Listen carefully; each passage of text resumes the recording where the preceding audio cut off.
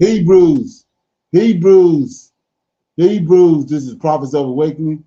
This is our main advanced Bible study, the 15th of May, 2026. Okay, you can go to our YouTube channel, check out our videos. We have over 1,000 or so videos that you can look at, examine, get the meat out. These videos will lead you to the truth of the Holy Scriptures.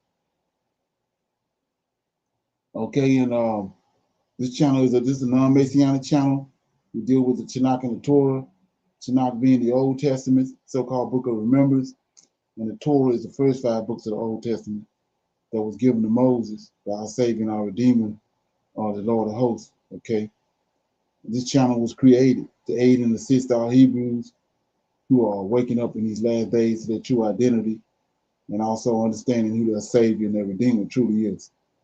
Shalom and welcome to the channel, and welcome to our non-Messianic, to our men's advanced Bible study. Okay, we're gonna do our normal, which is a moment of silence, prayer, psalms.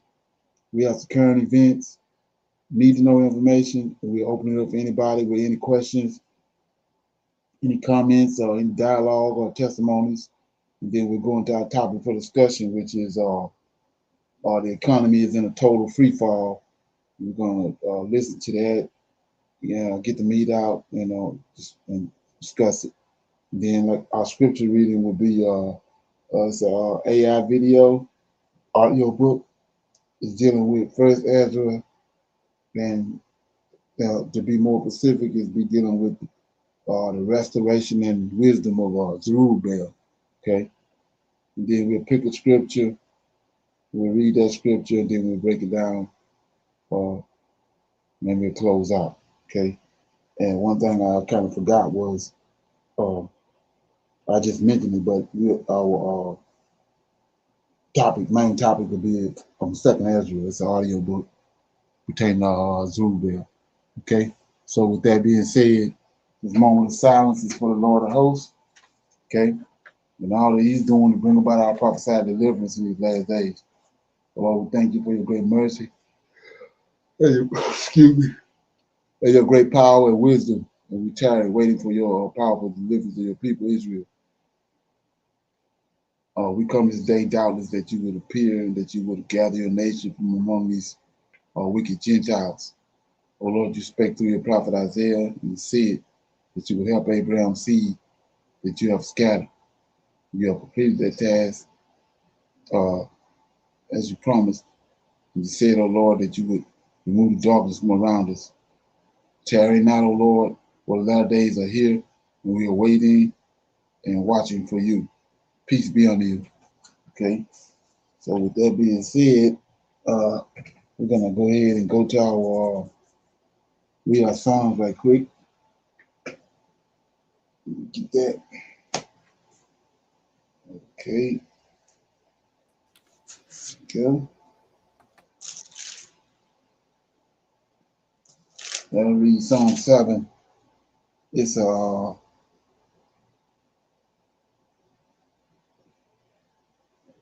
it's a Psalm of David that concerning the words of the Cush, the Benjamite. Okay. O Lord my God, in thee do I put my trust. Save me from all them that persecute me.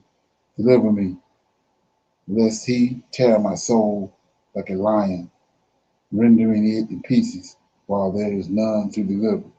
O Lord my God, if I have done this, if there be iniquity in my hands, if I have rewarded evil unto him that was at peace with me, yea, I have delivered him that without cause is my enemy. Let the enemy persecute my soul. Take it, yea, and let him tread down my life upon the earth, and lay mine honor in the dust. Selah. Arise, O Lord, in thine anger. Lift up thyself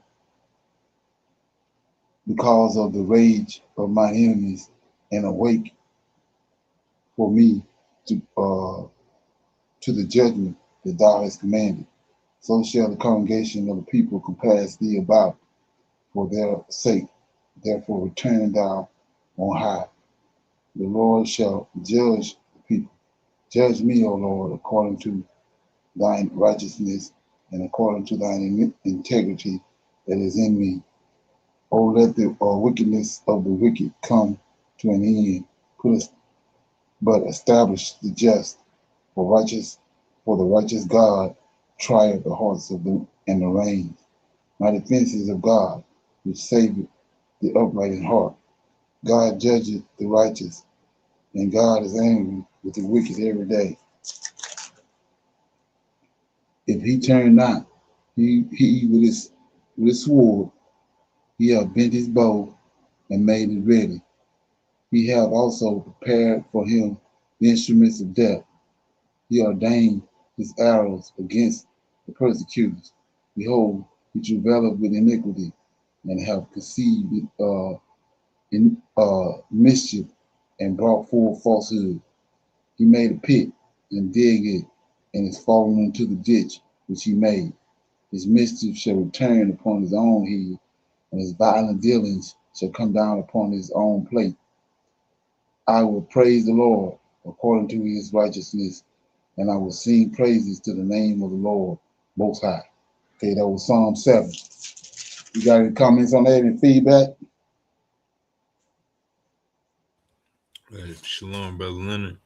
In verse 12, in Okay, Psalm 7 and 12, says, if he turn not, he will whet his sword. He have bent his bow, and he has made it ready. right, Like Deuteronomy 32. right. So that's another precept that tells you who the Lord of hosts is. It's Michael. He's the one with the sword, right? Right, yes, sir. Lord of So you hosts. know that word in verse 12, WHET, is the same as WITH. Okay. Yeah, with. With. Okay. Yeah, same thing, right? So, but another thing about that, when I was reading this, I was looking at how these more examples I was talking about in previous videos throughout this channel. I'm showing everybody how the Lord of Hosts is Michael. He's the very first angel that the Most High formed. He formed seven. And the very first one he formed, Michael, his name means tell you who he is he who like Yahweh. For the longest, our forefathers was assumed when he would come down and do his role, his characteristics, because they like Yahweh, they thought it was him. But he tells us if I'm not mistaken, it's in Genesis, when he came to judge the Egyptians, he said then they knew him for who he was, Jehovah, which is, he wasn't yet, they thought he was God Almighty, but come to find out it was this angel. But in examples, once you like that you hear people say, once you see it, you can't unsee it. So once you see it, then it starts popping up everywhere. And right here in the Psalm 7, it says, if you go back to Ezekiel chapter 1, let me read that right quick because it's big. You go to Ezekiel, let me get that right quick. Ezekiel chapter 1, so it says, I was showing how in Ezekiel chapter 1, verse 26, 27, 28 is Yahweh. He's a consuming fire. So it says in 26, Ezekiel chapter 1, verse 26, and above the firmament that was over their heads, over these four angels' heads, was the likeness of a throne and the appearance of a sapphire stone. And upon the likeness of the throne, so Ezekiel described the Yahweh. Upon the likeness of the throne was the likeness of appearance of a man. But let's look how he looked above it. And I saw as the color of amber, as the appearance of fire, right, round about it. From the appearance of his loins, even upward, and from the appearance of his loins, even downward, I saw as the word appearance of fire. And he had a brightness round about. So this Yahweh. He don't have no clothes on. He ain't girded about with a golden girdle, none of that.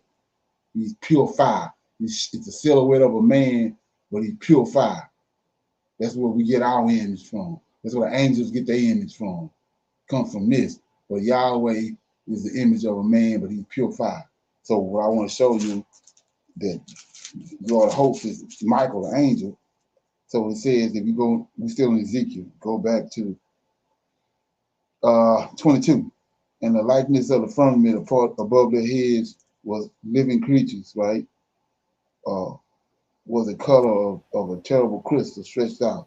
And under the firmament, under their wings, these are four angels that's carrying the Yahweh throne. Under the firmament of their wings, straight ones, straight, the one toward the other. Everyone had two, which covered it on this side, and everyone had two, which covered on that side, their bodies. And when they went, I heard the noise of their wings, like the noise of great waters, uh, as the voice of as the voice of Almighty, the voice of speech, and the noise of a host. And when they stood, they let down their wings, right? So we see how these angels, it's like we see birds, especially like eagles and vultures, when they perched on a limb or they stand on the ground, they have to lift up in order to leave, right? So right here, chapter 7, it says, uh, verse 6, talking about the Lord of hosts, arise, O Lord, in thine anger, lift up thyself. See that? Because of the rage of mine enemies, and take away and awake for me to the judgment that thou shalt command. And we keep going with the understanding that the Lord of hosts is this angel, right? So shall the congregation of the people compass thee about for their sake, therefore return thou on high. So we see right here in this verse, the Lord of hosts, whoever he is, like I said, David keep telling you over and over again in the Psalms that he's going to meet him in the great congregation. That's when they had a high feast day. So he's there in the temple with them, right? So he says right here, so shall the congregation, they're in the great congregation, so shall the congregation of the people compass thee about for their sake, therefore return thou on high. So after he deal with them, he lift up, return thou on high, go back on high. Okay. So anyway, then you keep going. 8, the Lord shall judge. That's another one of his characteristics. Judge the people. Judge me, O Lord, according to my righteousness and according to my iniquity that is in me. Oh, let the wickedness of the wicked come to an end, but establish the just. For righteousness, God trieth the hearts of the reins. My defense is of God, which saveth the upright in heart. Now here you go again. God judge the righteous.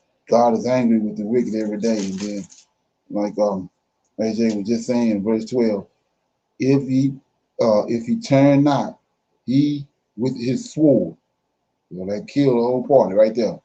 We know who got the sword. It ain't Yahweh. If he turn not, he will with his sword. He have bent his bow and made it ready. He have also prepared for him the instruments of death. He ordained his arrows against the persecutor. So what is that verse 13 talking about? He have also prepared for him the instruments of death. So what are these instruments of death? Go back to Ezekiel chapter 9. Look at it. See what these instruments of death is. Okay. Chapter 9. Here we go.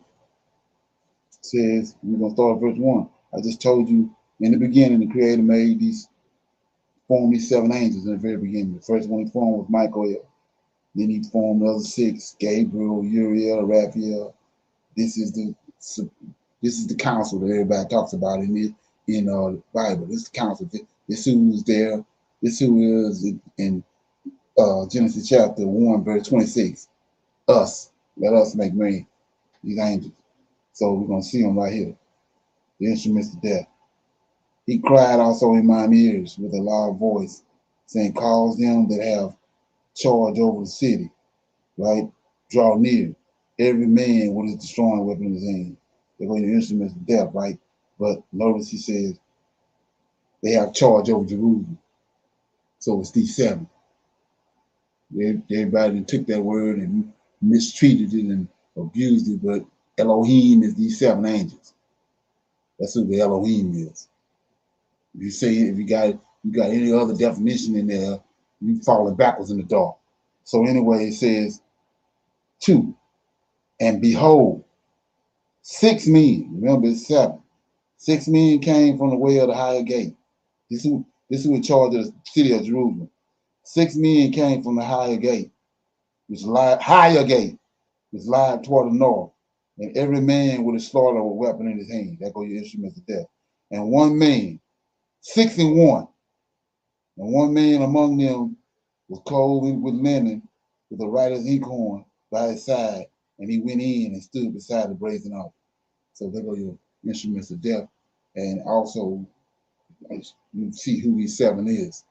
That nobody seems to know nothing about. They read it all through the Tanak, but they don't understand because they got JC entangled in their brain, so they can't see it. So anyway, you got anything else on that? Shalom, no sir. Okay, so with that being said, we're gonna go ahead and go to our current events, and then we'll deal with this. Then we go to our need to know. So here we go.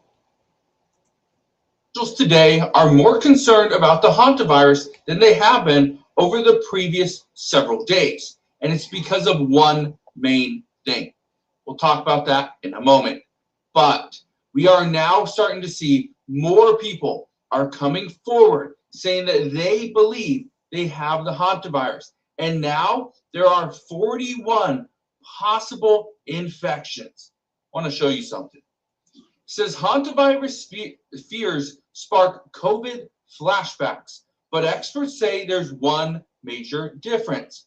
Dr. Mark Siegel says hantavirus hasn't mutated and is very difficult to transmit. That's the difference. Okay, the Andes virus, the Andes strain of the hantavirus, that is the one that transmits from person to person. That's what everyone's looking at. But just like with COVID, the longer it is in our systems, the more people that get it, just the way that it can mutate. Well, this is the fear, is that as more people get this, it has a potential to spread, but also mutate. I want to play something for you. Listen to this. Imagine being able to build it.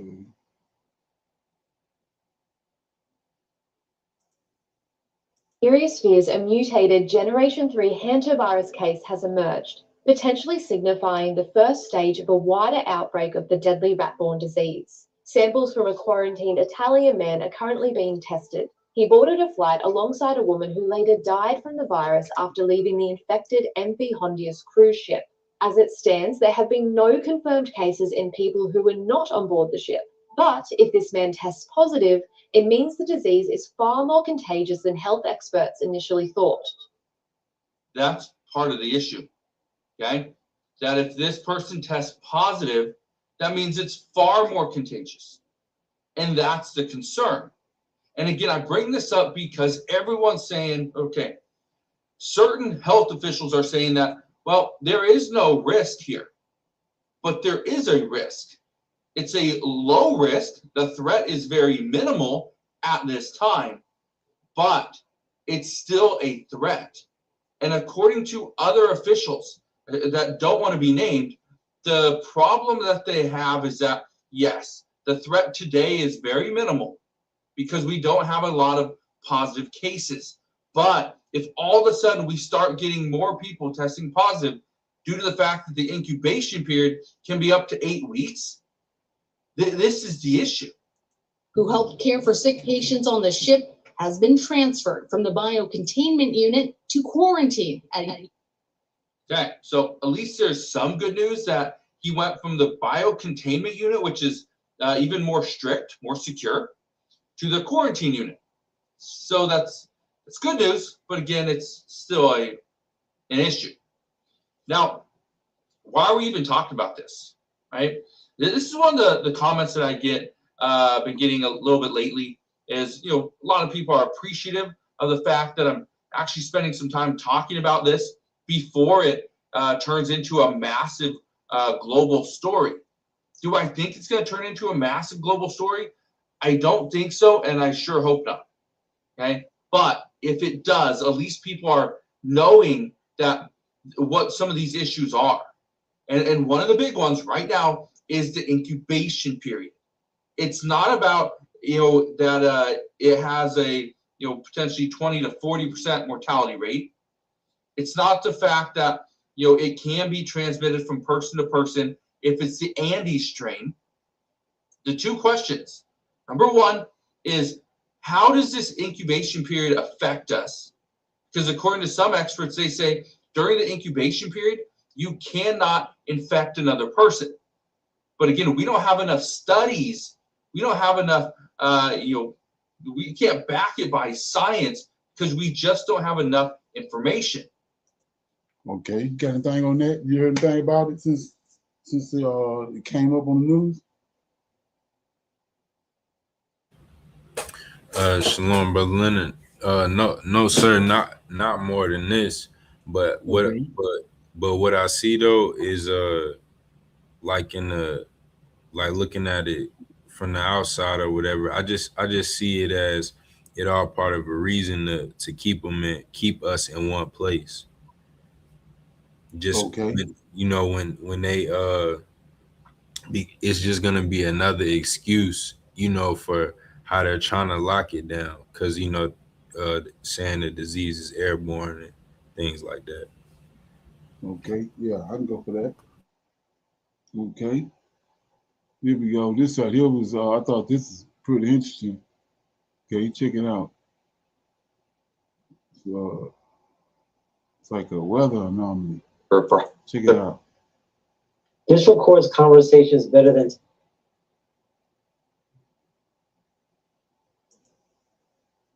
forecast across the United States over the next 5 days, and every one of them is being driven by the same atmospheric reorganization. A 17-state fire weather event yesterday. Next 5 days. Central Plains, hail today and tomorrow. A tornado outbreak Sunday across Oklahoma and Kansas. A Monday extension from Texas to Wisconsin. And in the middle of it, a G2 geomagnetic storm with aurora visible from New York to Washington State. By the end of this video, you will understand exactly how one Rossby wave phase shift produces all of it, and why we need to pay attention to what's coming. The Storm Prediction Center is looking at a configuration over the United States that is no longer subtle. Over the past 24 hours, the upper-level trough that produced yesterday's 75-mile-per-hour wind gusts in the Crazy Mountains of Montana has begun to phase with a southern stream feature, and the result is a 5-day severe weather pattern that the SPC has now placed on its outlook map all the way out to next Monday. This is a day 6 outlook, posted 6 days in advance, with a slight risk for severe weather stretching from Texas through Oklahoma, Kansas, Missouri, Iowa, Illinois, and covering nearly the entire state of Wisconsin. That geographic extent on a day 6 outlook is itself the story. By Storm Prediction Center convention, the day 4 through day 8 outlook is reserved for high confidence, severe weather scenarios. The default state of a day 6 outlook is no risk depicted. A slight risk extending from the Gulf Coast states up through the upper Midwest is the kind of forecast confidence operational meteorologists do not deploy lightly. The base rate of any day 6 risk being posted at all is below 30% of operational days. The base rate of 1 this large is a small fraction of that. The SPC is signaling that the model output has converged on a high confidence outbreak scenario for Monday, May 18th, and that the underlying atmospheric driver is going to remain in place for the entire week. The driver is a Rossby wave phase shift. The Western Ridge and Eastern Trough configuration that dominated late April and the first half of May has collapsed. A new Western Trough and Eastern Ridge configuration has taken its place. What that reorganization is going to produce in sequence over the next 5 days, is what this video is about. To put the SPC's confidence into operational context, the day 4 through day 8 Outlook product was introduced in 2014 specifically because numerical weather prediction had improved to the point where signal could occasionally emerge with reliability that far out. Over the 11 years since, the typical will be the head. Have you heard about pop-on roofing? We need 50. Every regional newspaper. The aerial damage surveys will be flying, but the trough is not done. The same low pressure system that produced Sunday's outbreak does not weaken overnight. It strengthens. The European model has the surface low intensifying through Monday morning. The dry line reforms. The Gulf moisture plume re-energizes, and the warm sector inflates again, this time even larger, extending farther north and farther east. This is why the Storm Prediction Center's Day 6 outlook covers nearly the entire state of Wisconsin. The Bullseye Monday is going to be different from Sunday's Bullseye. Sunday is centered on Oklahoma and southern Kansas. Monday is centered farther north, from Minneapolis through Kansas City, with a secondary corridor running through Dallas-Fort Worth and Oklahoma City. The reason the bullseye shifts is that the low pressure system itself is migrating north and east. The Twin Cities metro, then from regions with closed field lines. The interaction with Earth's magnetosphere produces a sustained, lower intensity storm, rather than the brief, intense pulse of a CME-driven event. For aurora watchers, this means longer viewing windows and lower peak brightness. The aurora visibility line for the G2 storm is from New York through Wisconsin to Washington State, the exact same geography that, by Monday, will be sitting under a slight risk for severe weather. Wisconsin viewers tonight are going to be looking at aurora. Wisconsin viewers Monday afternoon are going to be in a tornado outlook zone. The same audience. Different threats. Same week. The parent of the current solar activity is the M5.7 flare from active region 4432 on May. Yeah, so I don't know about nobody else, but this is weird to me. It says type you want to watch it, severe weather pattern setting up across the U.S. has shifted. Okay, and it says it's not expected. What it's doing is not normal. Okay, so we keep our eyes on that. You got anything on that? You heard anything about it? Shalom, brother Leonard. I don't think I haven't seen this video specific, but I did had read a little article that said that Tornado Valley is moving, and it was talking about how that was weird, you know. Right. So this got to be tied to it. Right. Yeah, you want to keep an eye on it. The next 10 days supposed to be all kind of crazy weather. You know, not the norm. Okay. So with that being said, I got something I've been talking about it, and when I saw this video, I said, yeah, I can play this right here. So this is about what happened with a lot of people don't know it with let me tell you, it's we got a black president. We always had a black president when they sent a lot of African Americans over to Liberia. We all were black. The African Americans got a black president. He's in Liberia. When you understand how Liberia came about. Okay, but here we go. And I think that same thing's gonna come into play with when here's what comes off a bowl of strawberries when you drop this. Ties our Exodus. Okay, let me get it. Let's just play right quick. Yeah, like I said, a lot of people have no idea about Liberia. Check it out. This is need to know information. And for supporting PBS. Take a look at this. Looks a lot like the American flag, right? So what's it doing all the way over here in Africa? You may have learned in school that the US founded Liberia, but the story is way messier than you heard. That's thanks to the organization behind this colony, the American Colonization Society. Yeah, so Created by check that out. American Colonization Society, still in existence. They got just like the NAACP, got chapters all over the United States. These people got this chapters all over the United States. It's like underground, but it's the American Colonization Society. They the ones figure out what they can't, the conclusion they some came of to. the most powerful people in America. Their mission was to get free Black people out of the country and send them anywhere else, like Liberia. This idea was So I'm not gonna stop it, but right here they saying free Black Americans, but Negroes knew who they was.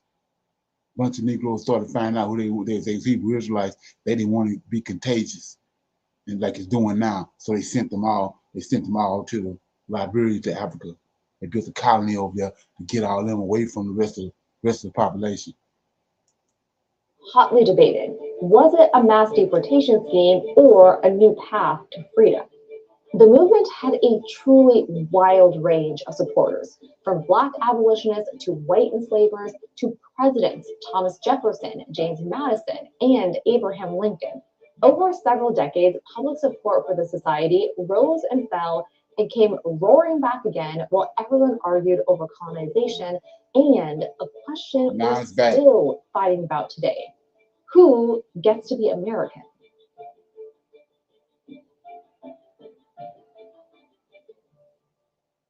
So how did this organization attract both abolitionists and enslavers? Let's take a look at who founded the American Colonization Society, or the ACS, in 1816. Okay. These men came from the highest levels of power. They were congressmen, clergymen, a Supreme Court justice, and apparently the lyricist of our national anthem, Francis Scott Key. The ACS founders were very concerned about the rising population of free Black people. Since shortly after the Revolutionary War, this population grew 215%, from 59,000 to 186,000. For comparison, the enslaved population had only increased by 70%, though it was much larger. Most free Black people had either bought their freedom, fought for it through military service, or escaped to the North, where states had abolished slavery. The way to deal with this growing population, according to the ACS, was, quote, to promote and execute a plan for colonizing, with their consent, the free people of color residing in our country in Africa or such other places as Congress shall deem most expedient, end quote. The ACS pitched this to potential white members, and it resonated across party lines. Even respected Black abolitionists like wealthy businessman James Forten and Minister Richard Allen offered their cautious support. However, ACS member support was subject to certain conditions. For example, abolitionists insisted that colonization could only happen with free Black people's consent, while enslavers made the society promise not to promote or even mention emancipation. Ultimately, there were three main things that united white ACS members. The first thing was a core belief.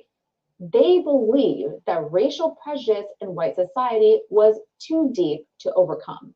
The members reasoned that their plan was benevolent. They were actually doing the best thing for Black people by sending them somewhere they could have equal rights. We'll get to what the majority of Black folks thought about that in a minute. The second was fear, although they feared different things. Okay. Enslavers were afraid that free Black people would inspire and help enslaved people to revolt, especially after notable insurrections organized by Gabriel Prosser and Denmark Vesey. Abolitionists, on the other hand, feared social disorder, something they thought would happen if Black and white society were integrated. The third and least controversial thing members agreed on was that colonization could resettle enslaved African people recovered from slave ships, since the transatlantic slave trade was now illegal. However, they would send African people to a new colony and not the lands they were captured from. It was this last goal that also won the crucial support. That's against scripture. of the federal government. In 1819, President James Monroe, for whom Liberia's capital Monrovia is named, gave the society seed money to officially start a colony. For the next 47 years, 37% of ACS funding came from the government. In 1820, the first ACS ship set sail on the Mayflower of Liberia, carrying 2 federal agents, an ACS agent, and 86 free Black colonists, mostly from New York and Pennsylvania. They headed for Sierra Leone, the British colony for resettled, formerly enslaved people. The ship landed in Cherbourg Island off the west coast of Africa, where sadly many colonists died of malaria. By 1821, the society secured the land that would become Liberia. ACS agent Eli Aries and Lieutenant Robert Stockton signed an agreement with 6 local leaders, offering goods worth about $7,000, adjusting for inflation. Throughout the 1820s, new ACS chapters sprung up in almost a dozen states. Virginia, which had one of the largest populations of free Black people, was among the biggest supporters, with 21 chapters across the state. A handful of states would sponsor their own small colonies named after themselves that later became part of Liberia. Colonization had taken hold in white society, but to recruit Black colonists, these members would face off against a powerful and organized resistance. After the ACS launched, it immediately sparked debate in Black communities across the country. By the 1820s, there were hundreds of free Black organizations, mutual aid societies, and service groups. Here, community members could discuss the day's most pressing social, political, and economic issues, including, of course, slavery and colonization. Take this committee meeting in Philly, for example. In response to the ACS's formation, James Fortin, a sailmaker and civil rights leader, called a gathering in Minister Richard Allen's church. These were 2 respected Black leaders who were weighing whether or not to support colonization. Personally, they were leaning towards it, but they wanted to put the issue to vote. The result? A resounding and wall-shaking no. Fortin, who now firmly sided with his community, later wrote, quote, 3,000 at least attended, and there was not one soul that was in favor of going to Africa, end quote. So why did the vast majority of the free Black community oppose the ACS? Well, for lots of reasons, but here are the top 4. First of all, activists rejected ACS's main claim. They argued that it was possible for Black and white people to live side by side with equal rights if only those in power would remove the barriers of discrimination and racism. Secondly, the Colonization Society was a white-led movement. Its founders were white enslavers who had inflicted unimaginable suffering and were deeply distrusted by the Black community. Because when white leadership wasn't involved, some Black people did entertain the idea of leaving the U.S. Black leaders like Prince Saunders and James Fortin called for a Black-led movement of immigration to Haiti. Fortin was also influenced by abolitionist Paul Cuffey, a Black and Wampanoag sea captain. He personally sponsored 3 immigration trips to Sierra Leone in the 1810s that inspired the ACS, but he never gave them his support. Although immigration didn't gain widespread traction, they did successfully draw potential colonists away from the ACS. Third, colonization had a completely impractical price tag. Some estimates said it would cost $28 million to remove all free Black people. This was a sticking point for people like Maria Stewart, who was one of the first Black women to speak publicly on abolition and women's rights. She argued that ACS's money would be way better spent on education and improving the lives of Black people in America. Last but definitely not least, free Black people rejected colonization because of slavery. Going to Liberia or even Haiti to some people would mean abandoning the nearly 2 million Black people who were still enslaved in America. This separation would undermine free Black people's ability to support enslaved people and push towards their most important shared goal: universal emancipation. Writer David Walker summed up the case against colonization in a series of highly publicized public essays.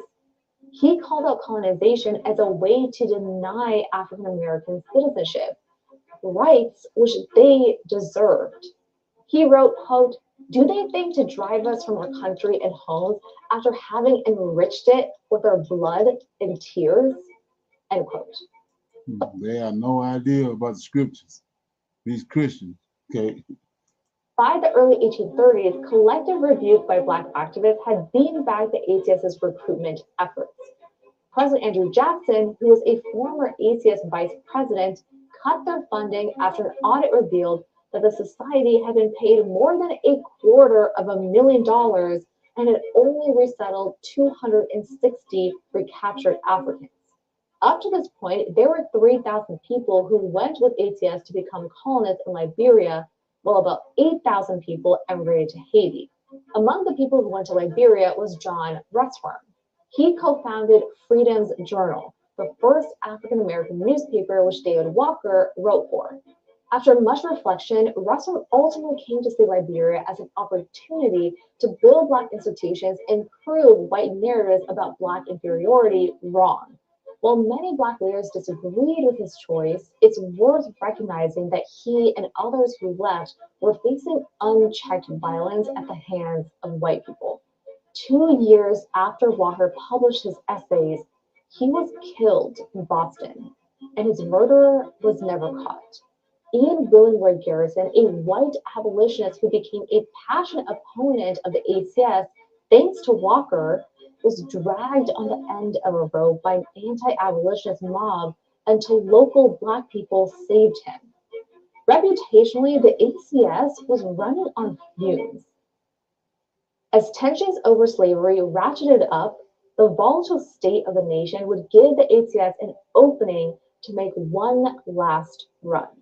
In the mid-1830s to early 1840s, the ACS continued to send small numbers of mostly formerly enslaved colonists to Liberia from the rural South. This was happening through manumission, where white enslavers freed From the South. Okay, enslaved people on the condition that they would be colonized somewhere else.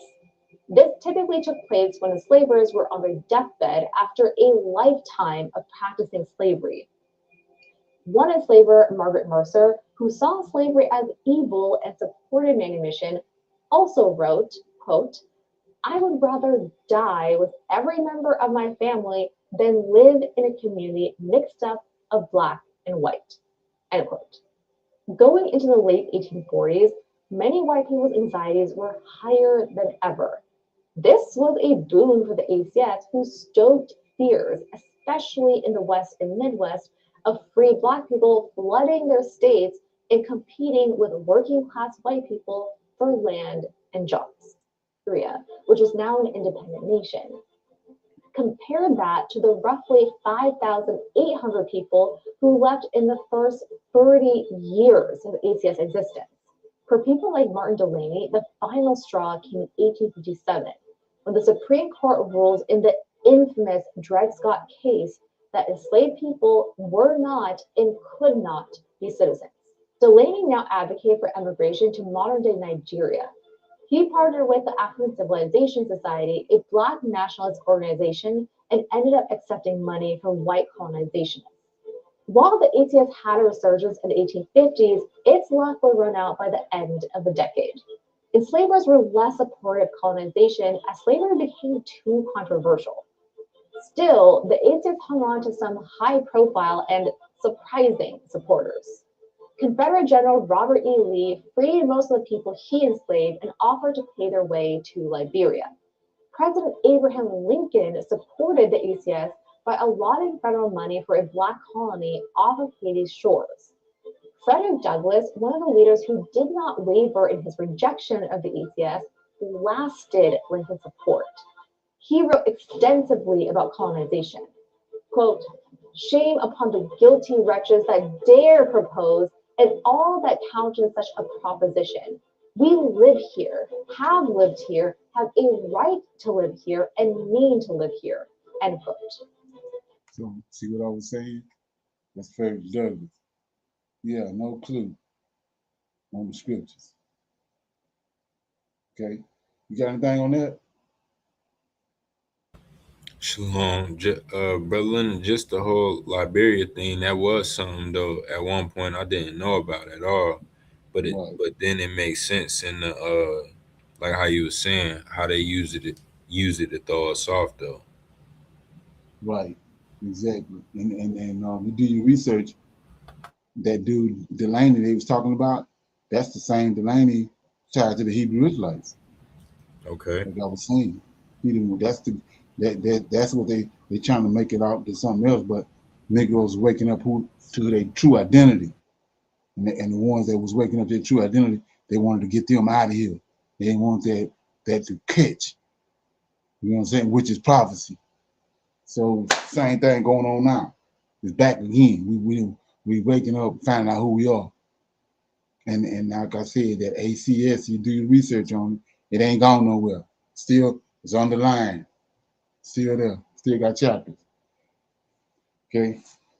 So you got anything else on that? And right, Shalom, Brother Leonard, the ACS, would that be some like Edomites? We have The Edomites, house niggas, and Christians, black Christians they don't understand the scriptures, but when you understand how to create a work, they're gonna be used. Okay. Right. Right. So with that being said, we'll open it up for some any questions, comments, and dialogue. Got anything? Shalom, yes sir. I got second Baruch chapter 6, Brother Leonard. Okay. And it says my book falling apart. Okay, so it says Brother Leonard, it's 10 verses. But okay. And it says and it came to pass on the and it came to pass on the next day that behold, the army of the Chaldees surrounded the city, and at the time of the evening, I Baruch left the people and went forth and stood by the oak, and I was grieving over Zion and lamenting over the captivity which had come on the people. And behold, suddenly a strong spirit raised me and bore me aloft over the wall of Jerusalem.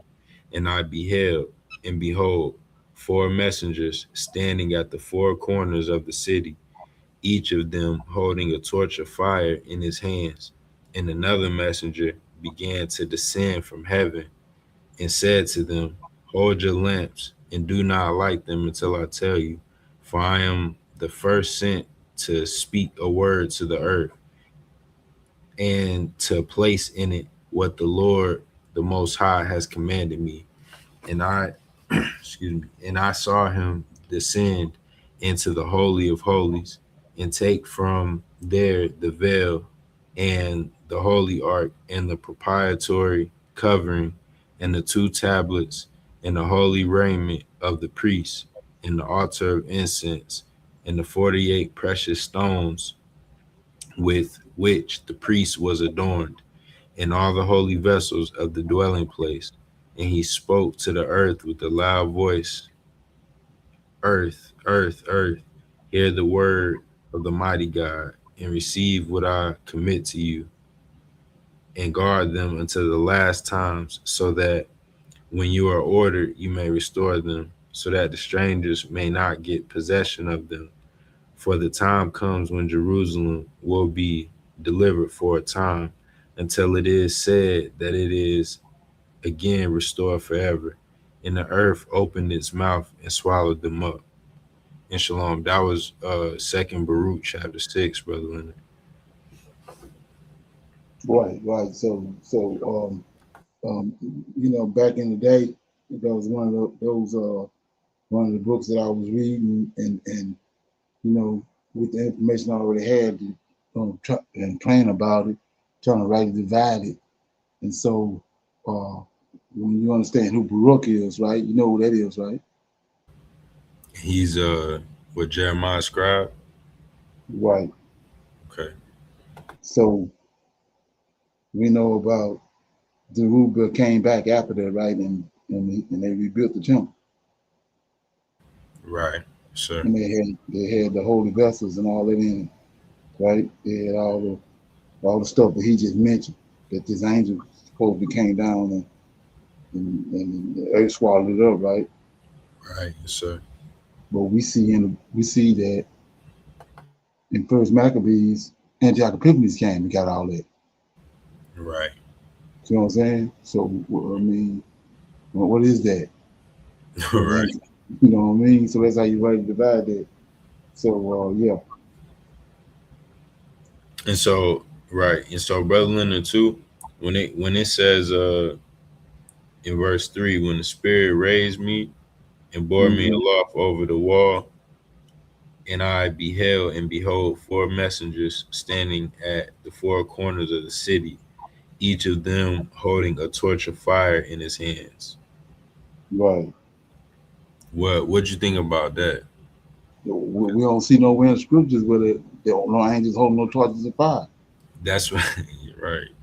Right. And then, like I said, this is a prime example of how they use typology. When Moses came on the scene, they was killing the Hebrew boys, throwing them in the water, right? 2 years old and younger, right? Right. So when they brought JC on the scene, they used they used typology and said that Herod was killing the boys, Mm-hmm.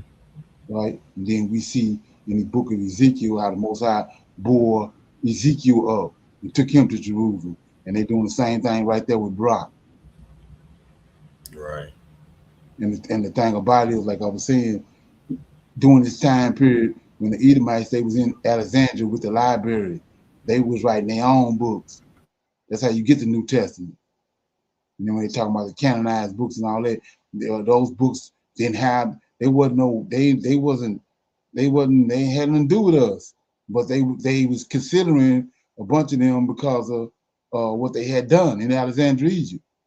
So now when they talk about canonical books and non-canonical books, all these books that they got in that from the New Testament, they might know there ain't no Hebrew. It didn't originate from the angels. It wasn't had nothing to do with us as the prophets. None of that. That's where the joke come in at. Those books ain't had nothing to do with us. And like the guy, like I was saying, they took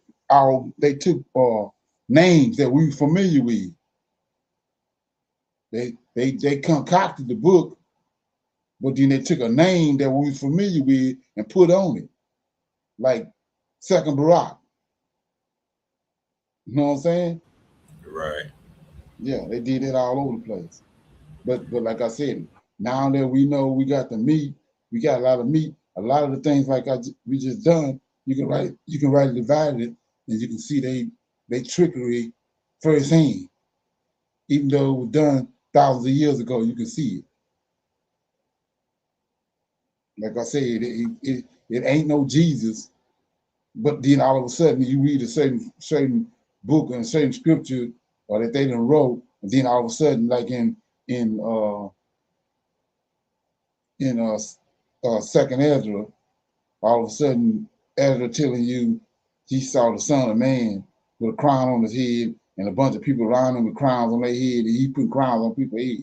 No, he ain't nowhere else. How the hell he just all of a sudden pop up with crowns? He ain't nowhere else in the Tanakh. Come on, man. That's typology. That's what they did. And once you figure out how that works, you can write a divide there. And that's all. Right. Sure. Right. You got anything else? No, that was it, Brother Leonard. When you break that down. Okay, yeah. So with that being said, I got a little video. It's about it's got a little bit of everything, something in it, but it's predominantly tied to Jared Kushner. Let me get it right quick. Okay, here we go. Yeah, here it is over here. Okay.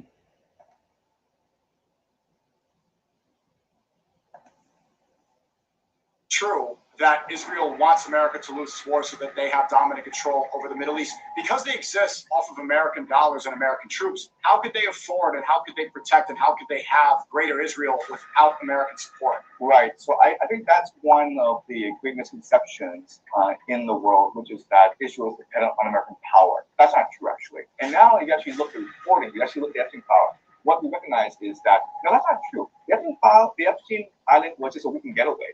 And he was filming them for fun. It was not a blackmail operation. In fact, when Bill Gates and Reid Hoffman, billionaires, when they were asked, why were you associating with this guy, Jeffrey Epstein?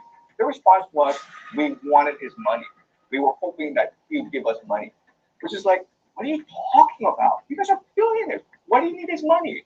So it's very confusing. Plus, he was using code words like, what the hell is pizza and good soda and jerky and ice cream and beef jerky? What is that crap? Okay, Jeffrey Epstein was involved in 9/11. He was involved with Libya. He was involved with the 2008 financial crisis. So this guy was clued in on all these geopolitical events. So who was this guy and what was he doing? I want to ask you. So part of Islamic eschatology, it says that the Jews and the Christians and the Muslims will be fighting against each other until they realize the greater enemy.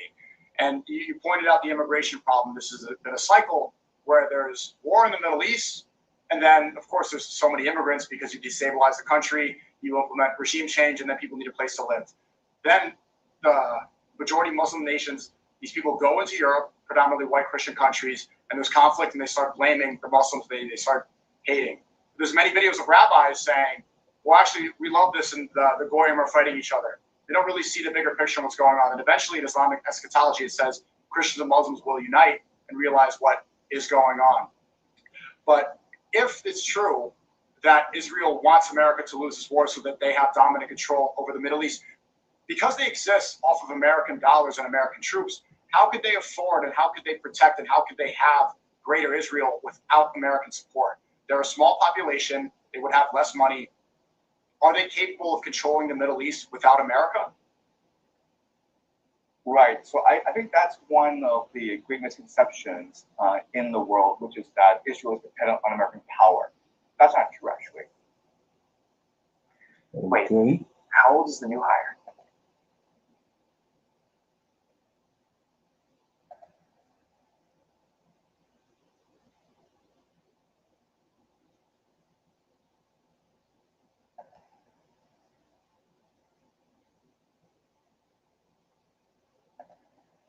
Says, pretend you're weak when you're strong. Pretend you're strong when you're weak. These are the statements given. Israel has the most dominant military in the Middle East. In fact, I would argue that it's really the American military that restrains the power of the Israelis. That's point one. The Israel military, especially its military intelligence, basically Unit 8200, is very powerful. We have to remember that in modern warfare, it's not really about land armies. It's not really about war of attrition. It's more about technology, right? So drone strikes, target assassinations, electronic warfare. These things matter a lot more. And the Israelis have proven themselves to be extremely competent in this regard. So go back to the Hezbollah pager attacks, right? Where you know, like there was a coordinated explosion of pagers. Think about the amount of resources that Israel needed to have in order to pull that off. And remember, that's one thing that we know about, and that's point one.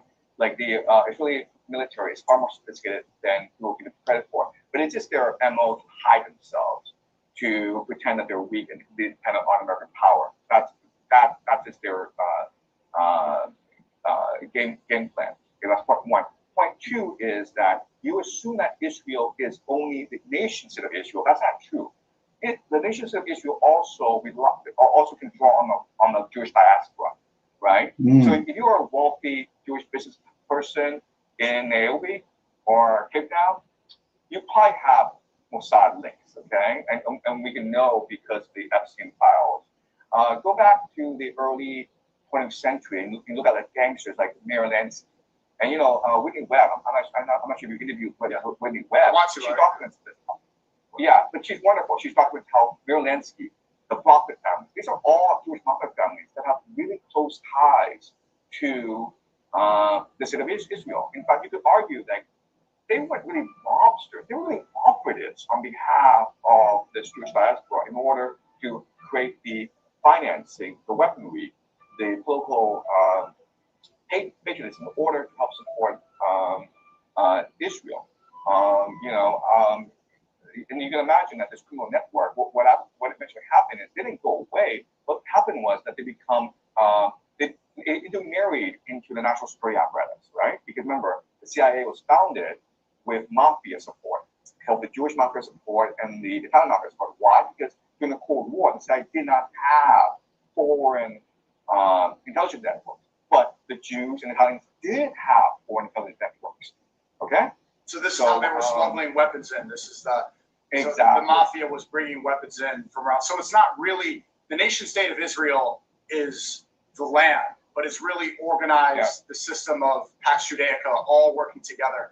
That's why when you say Pax Judaica, so when you say Epstein works for Israel because he was financed by Leslie Wexner and Leon Black Jewish Zionists, although they live in America, it's still supporting the greater idea, the belief in that eschatology. They go hand in hand. So when people like Hassan Piker, they say it's fascism, that is a really minimal way to discuss what is Jewish supremacy, which goes to the Chabad Lubavitch sect, which Tucker Carlson has accurately pointed out, and rabbinical Judaism, which is not part of original Torah Judaism. Right. So what we really important to understand is that the nation state of Israel is just a tool in the grand scheme of things. Okay. You talk about Chabad Lubavitch, which is what Tucker Carlson talked about. Yeah. Well, Chabad Lubavitch is just the current manifestation of a movement called 17 Frankens, and I talk about that in my lectures. Yeah. Right. So the Chabad Lubavitch, so like if you just look at the Epstein files, what you recognize is that this guy was above the nation state. It was just assumed for the longest time that there was a Mossad agent, and Epstein Island was a honeypot operation where he lured, these very powerful Americans like Bill Clinton and Bill Gates to the Epstein Island so that he could film them in compromising activities. And now, if you actually look at the reporting, you actually look at the Epstein files, what we recognize is that, no, that's not true. The Epstein Island was just a weekend getaway. And he was filming them for fun. It was not a blackmail operation. In fact, when Bill Gates and Reid Hoffman, billionaires, when they were asked, why were you associating with this guy, Jeffrey Epstein? Their response was, we wanted his money. We were hoping that he would give us money. Which is like, what are you talking about? You guys are billionaires. Why do you need his money? So it's very confusing. Plus, he was using code words like, what the hell is pizza and grape soda? And jerky and ice cream. And beef jerky. What is that crap, okay? So none of this makes sense. But if you assume that he was an operative not for the nation state of Israel, but for a movement that's trying to achieve a certain eschatology, the Chabad Lubavitch people, that makes a lot more sense, right? Because the leader of Chabad Lubavitch is Rabbi Schneerson. And I'm not sure if you know this, but he claims to be the Messiah. He claims to be the Messiah. And Jeffrey Epstein was basically an operative who was trying to achieve worldly gains in order to help this movement achieve its eschatology, right? They're trying to accelerate the end times. They're trying to bring about the coming of the Messiah and destruction of the world so they can repair the world. Their language is actually redemption and repair the world. And then you're like, okay, I don't understand this. Okay, then think about this, okay? When Jeffrey Epstein died, who replaced him? And then you ask yourself, okay, who is Jared Kushner? And why is he involved in Ukrainian peace negotiations? Why is he an envoy to Israel on behalf of Trump? And why is he participating in the Iranian peace negotiations? Steve Witkoff and Jared Kushner are envoys who went to Ukraine to negotiate with Putin to end the war. They met with Zelensky to end the war. They are very close to Netanyahu. And then they represented Trump in peace negotiations with the Iranians. Who are these people? Right? Jared Kushner is a replacement for Jeffrey Epstein. And that all makes sense. We think about that way. And so what are these guys trying to do? They're trying to fulfill eschatology. They're trying to position world in a certain way that would accelerate the collapse of the world, which is what Jeffrey Epstein did. Remember, we only have at most 2% of his email. It's possibly, it could be 2% of his emails. We know nothing about what he was doing during 9/11. In fact, you may not know this, but Howard Lutnick, who was chairman of Cantor Fitzgerald, the firm that was 600 dead, about 1,000 deaths. Miraculously, he wasn't there. He and his brother were not there. Right. And he's the current Secretary of Commerce under Trump today. Next door neighbors to Epstein. Epstein lived in Building 9. Howard Lutnick lived in Building 11. So you know, right? What a strange coincidence that is. 9/11, right? So we can assume that there was involvement. Jeffrey Epstein was involved in 9/11. He was involved with Libya. He was involved with the 2008 great financial crisis. So this guy was clued in on all these geopolitical events. So who was this guy, and what was he doing? And if you think about it, it's very similar to what Jared Kushner is doing today, right? Where Jared Kushner is working in finance. He's got $2 billion from the Saudis, and now he's manipulating events in the Middle East. And again, the point is to bring about the end times, which is what our first person talked about. Right. And you can't talk about this because about Lubitsch is apparently a very sensitive topic. So I've watched Kirk Paulson's discussion, and he didn't really say anything. Okay? I mean, it was not that. I mean, it was just all publicly available information about Habit Lubitsch. He was attacked constantly online for just mentioning Habit Lubitsch, right? But if you want to understand how everything works, just go through investigation about Habit Lubitsch. Look at their eschatology. Look at Rabbi Sneerson and what he did. There's a very famous video online from Rabbi Sneerson talking in 90 hours. This is in the 1980s, guys. This is in the 1980s. And Sneerson's like, the Messiah, we have to bring him back. So let's speed it up. Has China talked about the Epstein files? Is this in the media at all? What's the average person's perception of that, as far as you can tell, living in China? Yeah, I mean, I hate to say this, but the Chinese imagination doesn't really exist. It's a very narrow algorithm. And it's, I talk about how for Freemasons, China is a vast colonial project. They've won, they've succeeded. So look at the communists, you look at the Marxists. If you look at the history, the secret history, there was Freemasonic involvement, there was Jesuit involvement. Some of the earliest communists, Mao Zedong, they were being mentored by people aligned with the Jesuits and the Freemasons. These things don't happen organically, okay? Because they wanted Marxism to triumph, because the world they want to create is techno-Marxism, okay? Right? If you just look at what Pax Judaica is, if you just look at what the Holy Empire of Reason is, it is techno-Marxism. In fact, if you want to read Zebediah Brzezinski, Between Two Ages, and he writes about the coming of the techno state. It's techno-Marxism, okay? And Brzezinski was a Templar. So, okay, what you got on that? You got anything on that? What you think? Shalom, Brother Leonard. When when he mentioned that it's not just the state of Israel, but you gotta think about the Jewish diaspora that they got. Exactly. Yes, sir. That connect a lot of dots too. Right. Yes, sir. All the different agencies they got, like you mentioned, even with the gangsters, in Boston, Jersey, and Philly, and all of them. And then you got Mossad, just the name a few. And like I said, Esau got 12 sons. They're like Jacob. Right. In 2026, they grown. Okay, they didn't, they multiplied just like we did. So they spread out over a big area. Okay, So with that being said, we're gonna go ahead deal with my topic for discussion. Is let's check it out. Check it out. Here we go.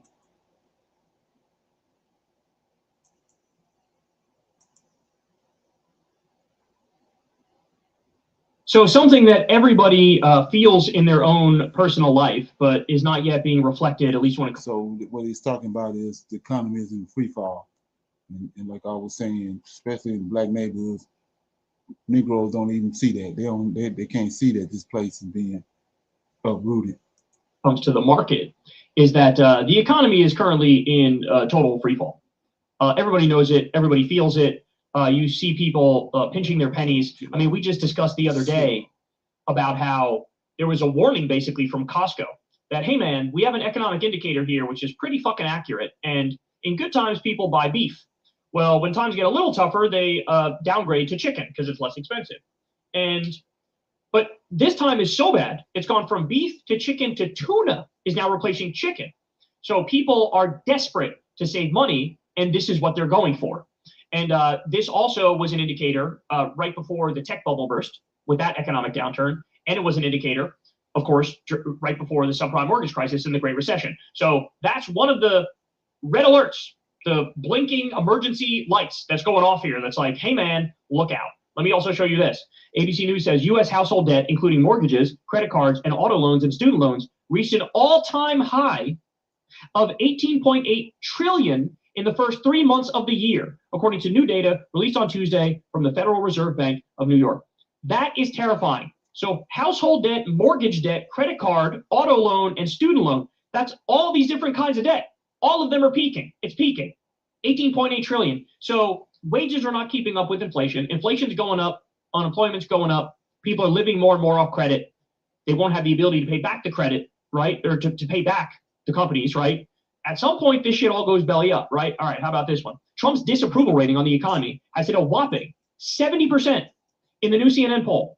It never even reached 50% in his first term, more than 20 points higher than where he was at his worst in his first term. 70% disapproval. I'm seeing numbers I never in my wildest imagination thought were possible.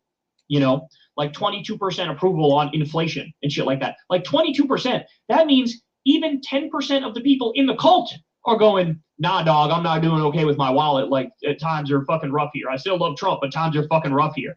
That's crazy, dog.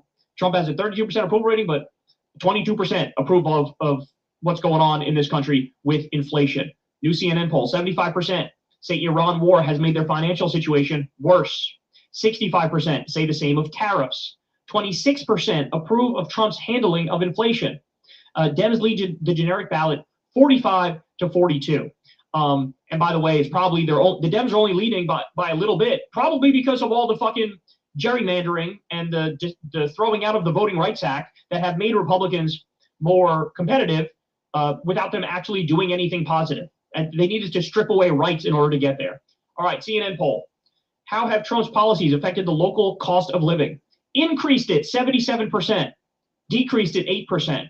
How have Trump's policies affected economic conditions? Worsened it 65%, improved it just 22%. Not good, y'all. Price increases over the last 5 years, guys. In just a brief 5-year period, new cars are up 20%, groceries are up 26%, family health insurance up 27%, shelter up 29%, restaurants up 30%, home prices up 37%, electricity up 39%, dozen eggs up 39%, gas utilities up 42%, gasoline up 42%, transportation up 43%, auto insurance up 58%. So you notice that in I played the video about Liberia, how the Negroes was rejecting that. Well, this is what this about. They're gonna get their mind right. When they finish with them right here, they're gonna be glad to go. Okay. Fuel oil up 63, ground beef up 68, coffee up 105, bro. 105.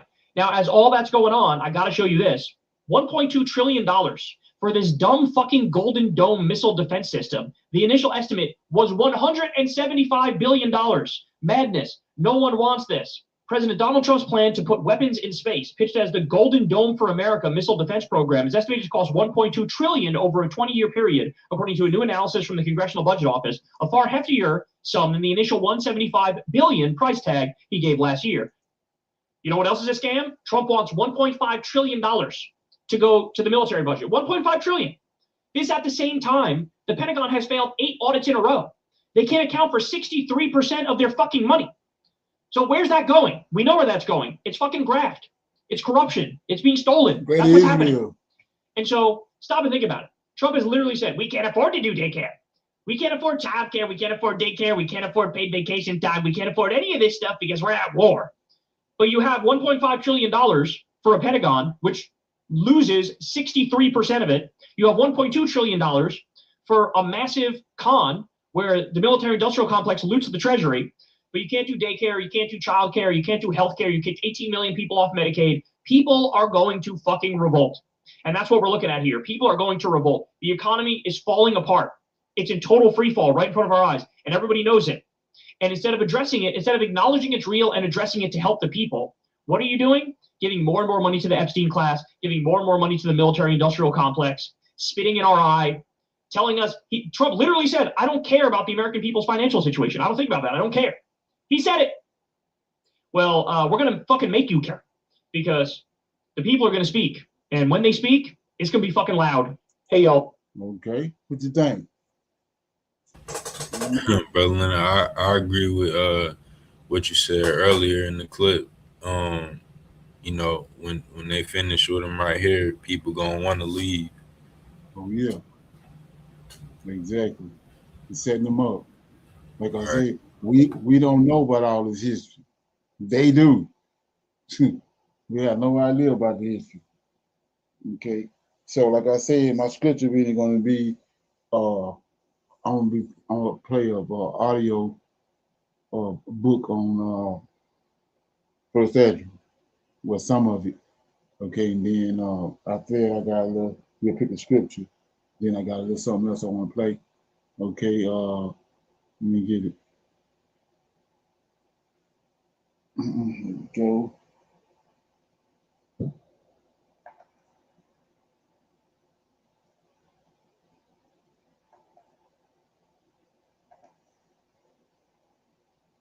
A sacred account of restoration, repentance.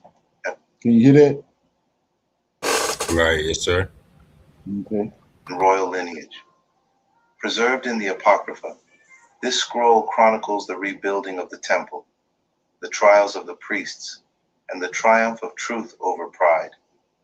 A voice rises from exile, calling the scattered back to covenant, identity, and purpose. In a world of confusion, First Esdras reminds us that true power is not in empire, but in obedience. This audiobook is presented by AI Bible Movies, restoring the voice of the scriptures in the image of the true people. Let these words stir your spirit, and may the Most High awaken something eternal within you. The Book of First Esdras, King James Version, Chapter 1. And Josias held the feast of the Passover in Jerusalem unto his Lord, and offered the Passover the 14th day of the first month, having set the priests according to their daily courses. I want to sound light on this right quick before we get started. So when you understand the Messiah that's in Daniel 9:25, I told you it was Zerubbabel, which I said very few people can handle that, but that's who that is, Zerubbabel. So right here in First Ezra, I've been going to Isaiah 52, 13, 14, 15, and showing you that that's the prelude to Isaiah 53 to understand who the servant is. It's the priests and the Levites, right? So it said that he took the Levites and the priests from among the Israelites to himself. They the ones, they served him in the temple, right? And they got garments, vestige, and all that they wear that they had made for them.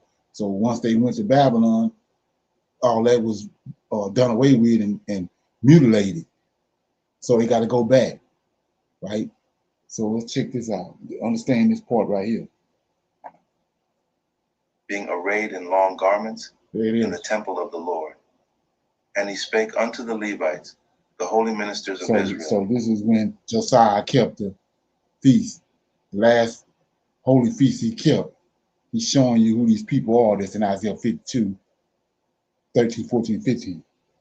That they should hallow themselves unto the Lord, to set the holy ark of the Lord in the house that King Solomon the son of David had built, and said, Ye shall no more bear the ark upon your shoulders. Now therefore serve the Lord your God, and minister unto his people Israel. Not Jesus, not Jesus. And prepare you after your families and kindreds, according as David the king of Israel prescribed, and according to the magnificence of Solomon his son, and standing in the temple, according to the several dignity of the families of you the Levites, who minister in the presence of your brethren the children of Israel. Offer the Passover in order, and make ready the sacrifices for your brethren, and keep the Passover according to the commandment of the Lord, That's just which was given unto Moses. And unto the people that was found there, Josiah gave 30,000 lambs and kids, and 3,000 calves. These things were given of the king's allowance, according as he promised, to the people, to the priests, and to the Levites. And Helkias, Zacharias, and Sielus, the governors of the temple, gave to the priests for the Passover 2,600 sheep and 300 calves. And Jeconias, and Samias, and Nathaniel his brother, and Asabias, and Alkiel, and Joram, captains over thousands, gave to the Levites for the Passover 5,000 sheep and 700 calves. And when these things were done, the priests and Levites, having the unleavened bread, stood in very comely order according to the kindreds, and according to the several dignities of the fathers before the people, to offer to the Lord, as it is written in the book of Moses. And thus did they in the morning. And they roasted the Passover with fire, as appertaineth.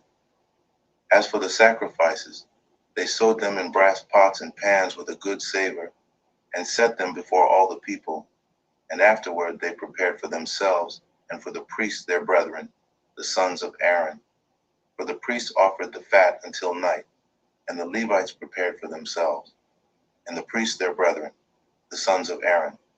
The holy singers also, the sons of Asaph, were in their order, according to the appointment of David, to wit, Asaph, Zacharias, and Jeduthun, who was of the king's retinue. Moreover, the porters were at every gate. It was not lawful for any to go from his ordinary service, for their brethren the Levites prepared for them.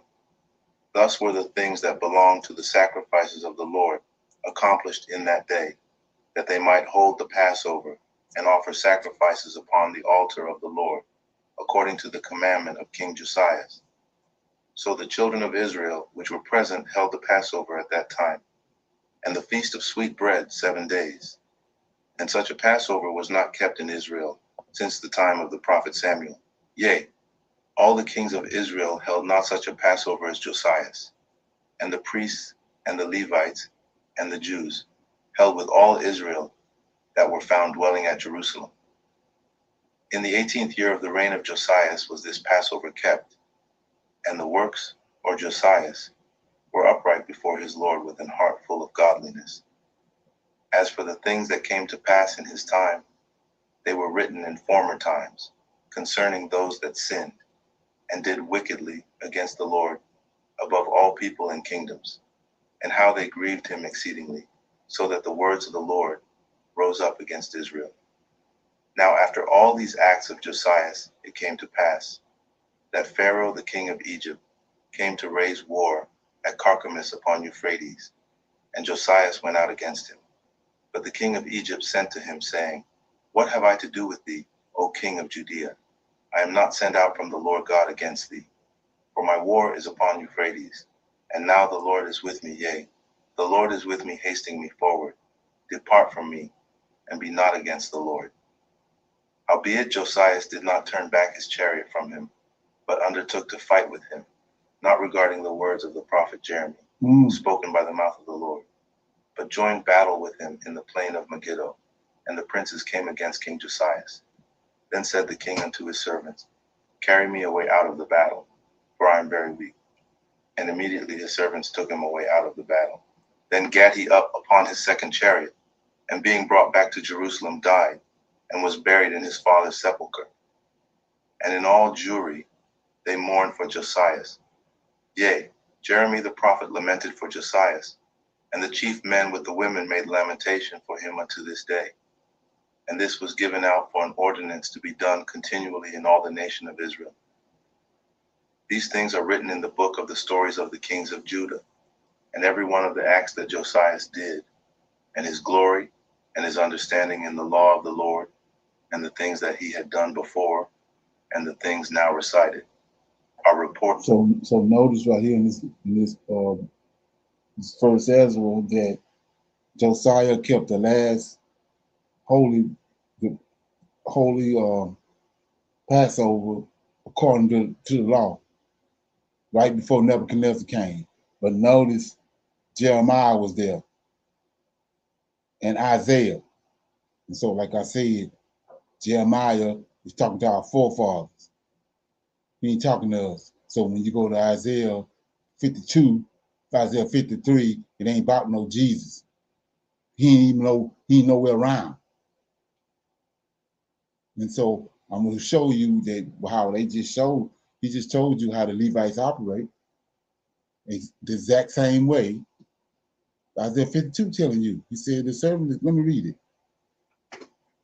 I'm trying to figure out who the servant is, right? He says, Isaiah 52. Let me get it right quick. So it says,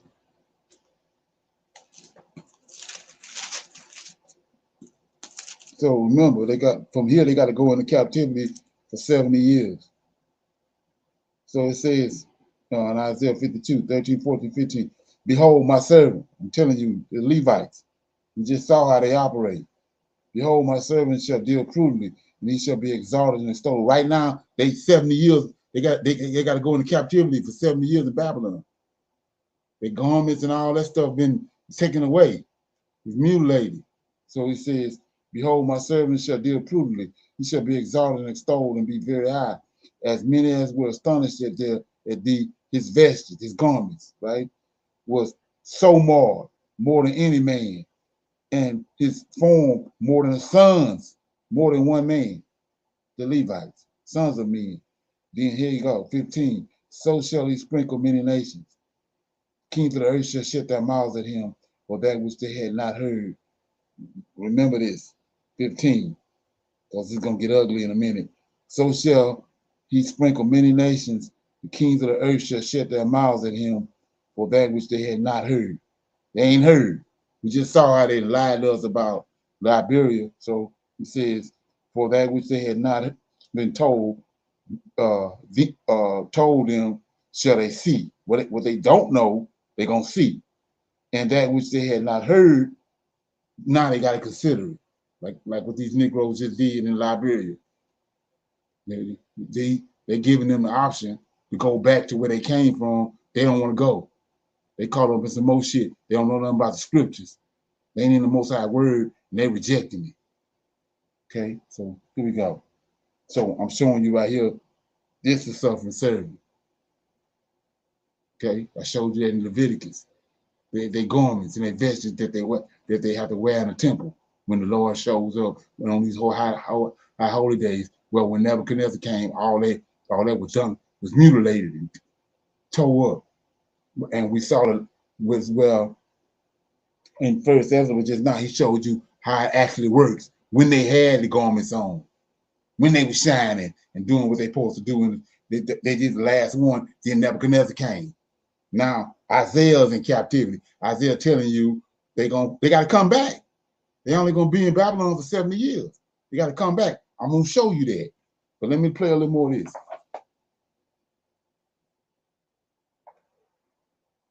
Recorded in the book of the kings of Israel and Judea. And the people took Joachaz, the son of Josias, and made him king instead of Josias his father, when he was 23 years old. And he reigned in Judea and in Jerusalem 3 months. And then the king of Egypt deposed him from reigning in Jerusalem. And he set a tax upon the land of 100 talents of silver and 1 talent of gold. The king of Egypt also made King Joachim, his brother, king of Judea and Jerusalem. And he bound Joachim and the nobles. But Zerasus, his brother, he apprehended and brought him out of Egypt. 25 years old was Joachim when he was made king in the land of Judea and Jerusalem, and he did evil before the Lord. Wherefore against him Nebuchadnezzar the king of Babylon came up and bound him with a chain of brass and carried him into Babylon. Nebuchadnezzar also took of the holy vessels of the Lord and carried them away and set them in his own temple at Babylon. But those things that are recorded of him and of his uncleanness and impiety are written in the chronicles of the kings. And Joachim his son reigned in his stead. He was made king being 18 years old, and reigned but 3 months and 10 days in Jerusalem, and did evil before the Lord. So after a year, Nebuchadnezzar sent and caused him to be brought into Babylon with the holy vessels of the Lord, and made Zedekias king of Judea and Jerusalem when he was 21 years old, and he reigned 11 years. And he did evil also in the sight of the Lord, and cared not for the words that were spoken unto him by the prophet Jeremy from the mouth of the Lord. And after that King Nebuchadnezzar had made him to swear by the name of the Lord, he forswore himself and rebelled, and hardening his neck, his heart, he transgressed the laws of the Lord God of Israel. The governors also of the people and of the priests did many things against the laws, and passed all the pollutions of all nations, and defiled the temple of the Lord, which was sanctified in Jerusalem. Nevertheless, the God of their fathers sent by his messenger to call them back, because he spared them and his tabernacle also. But they had his messengers in derision. And look, when the Lord spake unto them, they made a sport of his prophets, so far forth that he, being wroth with his people for their great ungodliness, commanded the kings of the Chaldees to come up against them, who slew their young men with the sword, yea, even within the compass of their holy temple, and spared neither young man nor maid, old man nor child, among them, for he delivered all into their hands. And they took all the holy vessels of the Lord, both great and small, with the vessels of the ark of God and the king's treasures, and carried them away into Babylon. As for the house of the Lord, they burnt it and brake down the walls of Jerusalem, and set fire upon her towers. And as for her glorious things, they never ceased till they had consumed and brought them all to naught. And the people that were not slain with the sword he carried unto Babylon, who became servants to him and his children, till the Persians reigned, to fulfill the word of the Lord spoken by the mouth of Jeremy. Until the land had enjoyed her Sabbaths, the whole time of her desolation shall she rest, until the full term of 70 years. Chapter 2. In the first year of Cyrus king of the Persians, that the word of the Lord might be accomplished, that he had promised by the mouth of Jeremy, the Lord raised up the spirit of Cyrus the king of the Persians, and he made proclamation through all his kingdom, and also by writing, saying, Thus saith Cyrus king of the Persians, the Lord of Israel, the most high Lord, hath made me king of the whole world, and commanded me to build him an house at Jerusalem in Jewry. If therefore there be any of you that are of his people, let the Lord, even his Lord, be with him, and let him go up to Jerusalem that is in Judea, and build the house of the Lord of Israel. For he is the Lord that dwelleth in Jerusalem. Whosoever then dwell in the places about, let them help him. Those, I say, that are his neighbors, with gold and with silver, with gifts, with horses, and with cattle, and other things, which have been set forth by vow, for the temple of... So this is the second Ezra. It's the audio book. If you want to watch that, you're going to watch it. I want to mention and prove something else right here. So I showed you how that before Josiah set all the priests and Levites, and they kept the Passover the right way. But they got in line with their garments and all that. Then after that, Nebuchadnezzar came and took all the stuff out of the temple, the garments, all their vestments, all that with him, took it to Babylon. They was in Babylon for 70 years.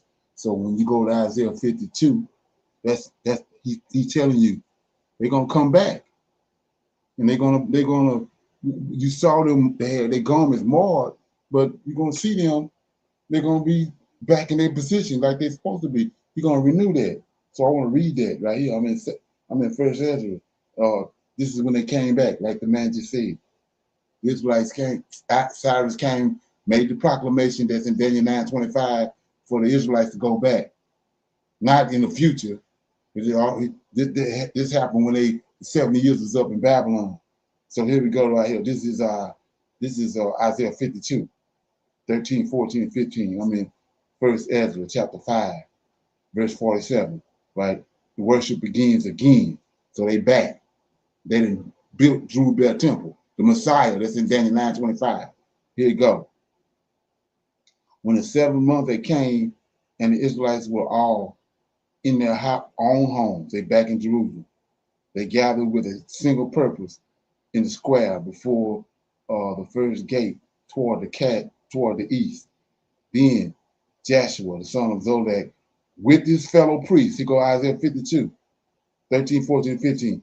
Josiah, son of Zodek, with his fellow priests, Zerubbabel, son of Sethel, with his kinsmen, took their places, prepared the altar of God of Israel to offer burnt offerings upon it, and in accordance with the directions of the book of Moses, the man of God, and some joined them from other people of the land, and they erected the altar in its place, and all the people of the land were hostile to them and were strangers to them, and they offered sacrifices. Here you go.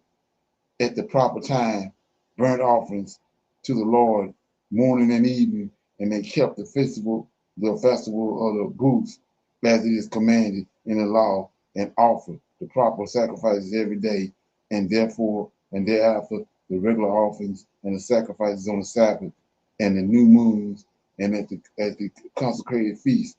And all who had made any vow to God began to offer sacrifices to God from the new moon of the 7th month, though the temple of God was not yet built.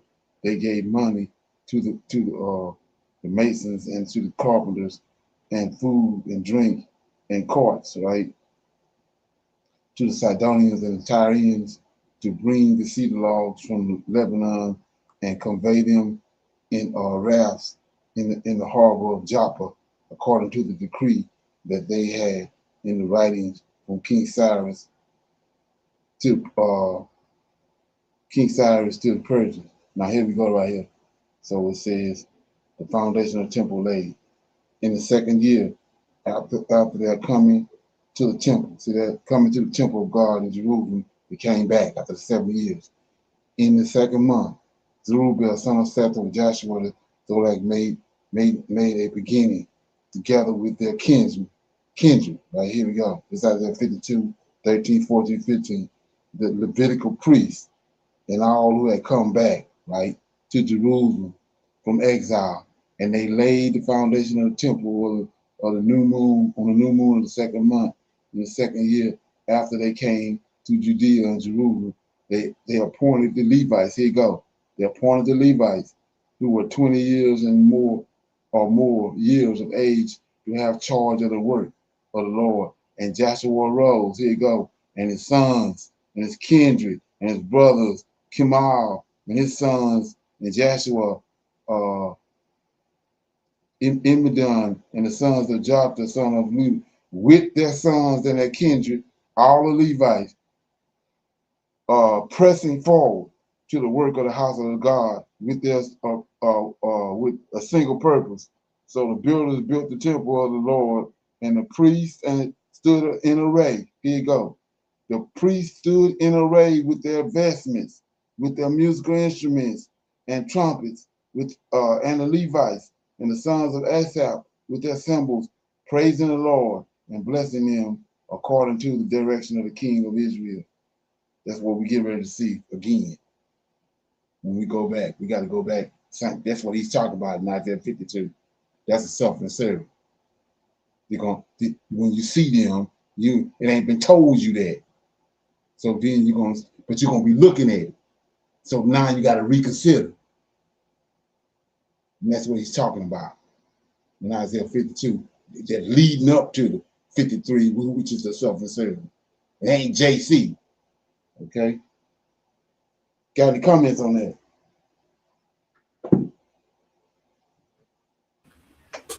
Shalom, brother Leonard. I see that like the point you're making. Right. Every time there's an exodus, and the Lord, he got to set back up somebody from David line and somebody from Aaron line. Right. Exactly. But not only that, he took the Levites, which is the priests and the Levites and the priesthood from among the Israelites. Right. That's who the suffering servant is. Right. They serve him in the temple. They call them the temple slaves. So when you read Isaiah 52, 13, 14, 15, you come to find out that's who that is. Then when you get to 53, you already the suffering servant already been identified, but 53 goes right, verse 1. Who have believed our people I just showed you, who just believed our report, and to whom is the arm of the Lord revealed? The priests and the Levites, the arm of the Lord. They the ones getting all the information these angels bringing down. That's the arm of the Lord. You can't get out of it. You can't get around it. And I just gave you the example. When they went to Babylon, they was the priest was taken. They part of the temple. They've been taken from the Levites. They was taken along with all the vessels and taken it to Babylon, along with all their garments and all that they do, and it was mutilated. And then when Cyrus made the decree in Ezra chapter 1, they had to go back. And then we just saw where they all stood in where they places where they supposed to be at, and when they rebuilt the temple, and everybody looking at it. And so that's understood now because nobody knows that when that's what's getting ready to happen. And when you see it, it ain't gonna be what you was told. But you gotta reconsider because you're looking at it. It's happening in front of you. That's what Isaiah 52, 13, 14, 15 talking about. Lead right up to Isaiah 53, the suffering servant. Okay. So you good. Right, yes, sir. Okay. And then so with that being said, we're gonna pick a scripture, and then I got a little something I want to shine a light on pertaining to this right here. This Isaiah 52, 53, and Isaiah 52, 13, 14, 15. You got scripture you want to read? Right. Yes, sir, brother Leonard. I had wanted to add to that too, with my scripture in the same in Isaiah 52, brother Leonard. I was gonna read 10, 11, and 12, and it says, "The Lord hath made bare his holy arm right. in the eyes of all the nations, right? And all the ends of the earth shall see the salvation of our God.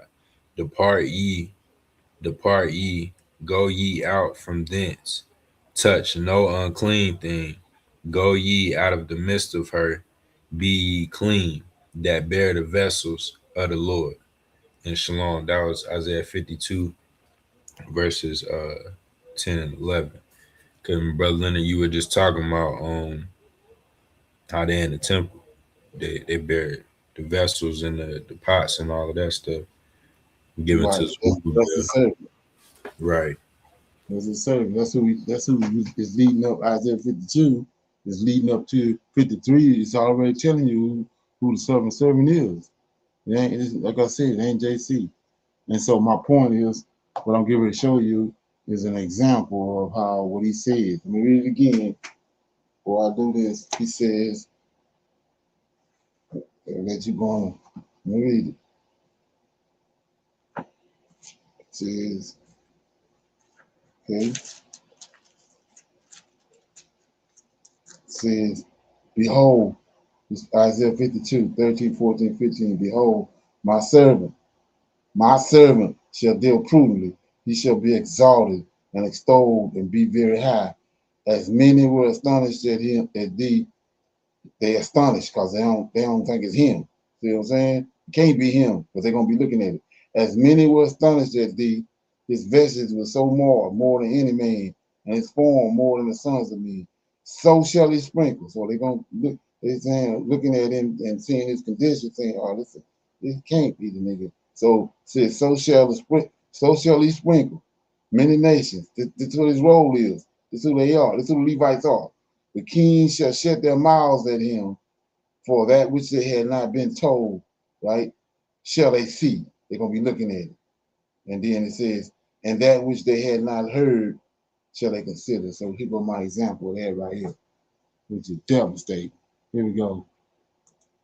1966. Come on. Jimi Hendrix walked into Manny's Music on 48th Street, the most famous guitar store in America. He was broke, unknown, and just wanted to try a Stratocaster. Check it out. The store employee took one look at him, a black guy with an afro holding the guitar upside down, and said, "That's not how you hold a guitar, buddy. You're gonna break it." What happened in the next 90 seconds made that employee quit the music business because he realized he just insulted the greatest guitarist who would ever live. It was a Tuesday afternoon in March, and Manny's Music was having a slow day. The store was legendary in New York, maybe in all of America. Every serious musician who came through the city stopped at Manny's. Bob Dylan had bought guitars there. Paul Simon was a regular. The walls were covered with autographed photos of famous musicians holding instruments they'd purchased from the store. Working behind the counter that day was Frank Morrison, a 28-year-old guitarist who'd given up on making it as a professional musician and taken a day job selling instruments instead. Frank considered himself an expert. He'd been playing guitar since he was 12. He knew every model, every brand, and every technical specification, and he had very strong opinions about the right way to play. Well, remember that. You got all the information you think. Okay, check it out. Around 2:30 p.m., the door opened and a young black man walked in. He was thin, maybe 23 years old, wearing jeans and a worn denim jacket. His hair was a wild afro that added another 6 inches to his height. He looked nervous, like he wasn't sure he belonged there. Frank had seen this before. Kids who came in to waste time, to touch guitars they couldn't afford, to pretend they were rock stars for 15 minutes before getting kicked out. He immediately pegged this guy as a time waster. Immediately. "Can I help you?" Frank asked, his tone making it clear he didn't really want to help. "Yeah, man," the young guy said, his voice soft and polite. "I was wondering if I could try some guitars. I'm looking to buy one if I find the right one." Frank doubted that. The guy's clothes were cheap, his shoes worn through at the toes. He didn't look like he had money for a sandwich, let alone a guitar. "What's your budget?" "I've got about $60 saved up." Frank almost laughed. $60. The cheapest guitar in the store was $200. "Look, man, I don't think we have anything in your price range. Maybe try one of the pawn shops on 3rd Avenue. The young guy's face fell, but he didn't leave. "Could I just try one? Just to see what I'm saving for. I've never played a real Fender before." Frank sighed. It was a slow day, and technically the store policy was to let anyone try the guitars. "Fine, but you touch it, you buy it if you break it. Got it?" "Got it." The young man walked over to where the Fender Stratocasters hung on the wall. His eyes lit up like a kid in a candy store. He reached for a white Strat, the same model that Buddy Holly had made famous. His hands were shaking slightly as he took it off the wall. That's when Frank noticed something Here we go, right here. Gotta get this. Strange. The guy was left-handed, and instead of asking for a left-handed guitar, he just turned the right-handed Stratocaster upside down and held it that way, with the high strings where the low strings should be. The whole thing backwards. Right. "Whoa, whoa, whoa," Frank said, rushing over. "What are you doing? You're holding it wrong." The young man looked confused. "I'm left-handed. This is how I play." "That's not how you play left-handed, man. You need a left-handed guitar. You can't just flip a right-handed guitar upside down. The strings are in the wrong order. The controls are backwards. You're going to break it playing like that."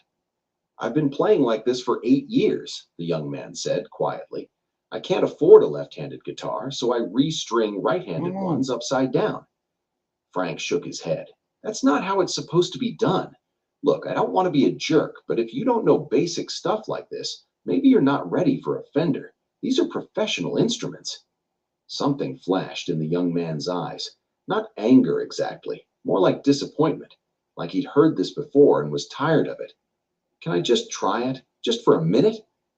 Frank was about to say no, but there were 2 other customers in the store now, browsing the acoustic section, and he didn't want to make a scene. Fine, 1 minute, but if you damage it, I know, I'll buy it. The young man walked over to one of the small practice amps in the corner. He plugged in the Stratocaster, still holding it upside down, and sat down on the stool. Frank went back to the counter, shaking his head. Some people just didn't want to learn the right way to do things. The young man adjusted the amp settings, turned up the volume a bit, twisted the tone knobs on the guitar. Frank watched, waiting for him to make a fool of himself. Okay. Then the young man started to play. The first note that came out of that amplifier made Frank's head snap up. It wasn't a note, really. It was more like a scream, a sustained, distorted wail that seemed to come from somewhere beyond the guitar, beyond the amp, beyond the physical world. Then the riff started. Frank had never heard anything like it. The young man's fingers were flying across the fretboard, but not in any pattern Frank recognized. He was bending strings in ways that shouldn't be possible, hitting notes that shouldn't exist on a standard guitar. His right hand, no, his left hand, it was confusing because everything was backwards, was doing something with the whammy bar that made the guitar sound like it was crying, screaming, laughing all at once. The 2 customers in the acoustic section stopped what they were doing and turned to look. The sound was impossible to ignore. It filled the entire store, vibrating through the floor, rattling the guitars on the walls. The young man's eyes were closed now. His whole body was moving with the music. And the music? It was like nothing Frank had ever heard. It was blues, but angrier. It was rock and roll, but weirder. It was jazz, but harder. It was everything and nothing, familiar and alien at the same time. Frank realized his mouth was hanging open. He closed it. Then it fell open again. The riff the young man was playing was simple in structure, but impossibly complex in execution. Every note was perfectly placed, perfectly timed, but each one had a different emotional weight. Some notes growled, some shrieked, some whispered, and underneath it all was a rhythm that made your body move whether you wanted to or not. One of the customers, a middle-aged man in a suit, had set down the acoustic guitar he'd been examining and walked closer. He was staring at the young man like he was watching a magic trick and couldn't figure out how it was done. The young man started singing, his voice raspy and urgent. Purple haze all in my brain.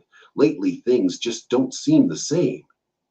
The lyrics were strange, psychedelic, nothing like the standard blues or rock songs that Frank was used to, but they fit perfectly with the otherworldly sounds coming from the guitar. It was like Jimmy was painting pictures with sound, creating colors that didn't exist in the normal spectrum. Frank noticed other things too. The way Jimmy's fingers seemed to know exactly where to go without looking. The way he used the guitar's volume knob as an instrument itself, swelling notes in and out. The way he made mistakes, if you could call them mistakes, and immediately turned them into something intentional, something beautiful. This wasn't someone who'd learned guitar from a teacher or a book. This was someone who discovered guitar like Columbus discovered America, by getting lost and finding something better than what he was looking for. Frank's legs felt weak. He realized he was witnessing something that would change music forever. This wasn't just good playing. This wasn't just talent. This was genius. This was someone who understood the guitar on a level that Frank, after 16 years of playing, would never reach. The song, if you could call it a song, it seemed more like a religious experience, went on for about 90 seconds. Every moment was filled with sounds Frank didn't know a guitar could make. Feedback that was somehow musical, distortion that was somehow beautiful, chaos that was somehow perfectly controlled. When the young man played the final chord and let it ring out, feedback screaming through the amp, the store was dead silent, except for that sustained note fading into nothing. The young man opened his eyes. He looked embarrassed, like he'd done something wrong. He quickly turned off the amp and started to unplug the guitar. "I'm sorry," he said. "I got a little carried away. I know it was loud." Who are you? Frank heard himself asking, his voice barely above a whisper. My name's Jimmy, Jimi Hendrix. Where did you learn to play like that? Jimmy shrugged. Nowhere, really. I just taught myself. Listened to a lot of records. Blues, mostly. Some R&B. The customer in the suit spoke up. Young man, I'm Howard Stein. I book concerts at the Village Theater. Have you ever played professionally? I've done some backup work. Played for Little Richard for a while, the Isley Brothers, but nothing on my own. Stool where Jimmy had just been sitting. His hands were still shaking. Howard Stein, the promoter, walked over. Did you know who that was? Howard asked. No. Do you?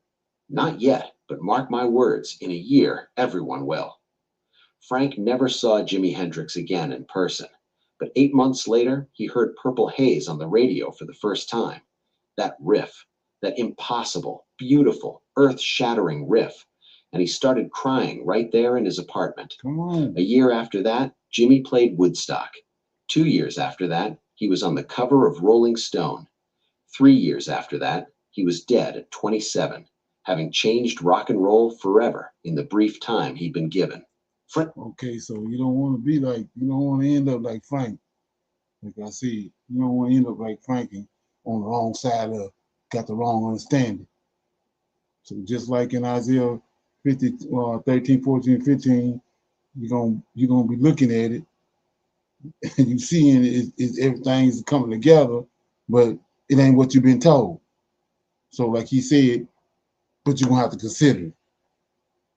That's what's going on right now with the remnant that's waking up. And what they see them doing ain't adding up. It can't be it. They gotta have it ass backwards. But the whole time, everything falling right in place. Okay, so you don't want to end up in these last days like Frank. Okay, you got anything on that? No, shalom, no sir. Okay, is that something? Right. Don't be like Frank though. No. Okay, so with that being said, I'm gonna close out right there. We got our Shabbat class tomorrow. We got a morning Shabbat class at 10 to 12 noon a.m. Then we close out the Shabbat at 6 p.m. in the evening every Saturday evening. Lasts about an hour and a half or so. So with that being said, I want to say shalom, everybody. I'll see y'all in the morning for those that want to engage. Okay, shalom, shalom, and another shalom. Shalom.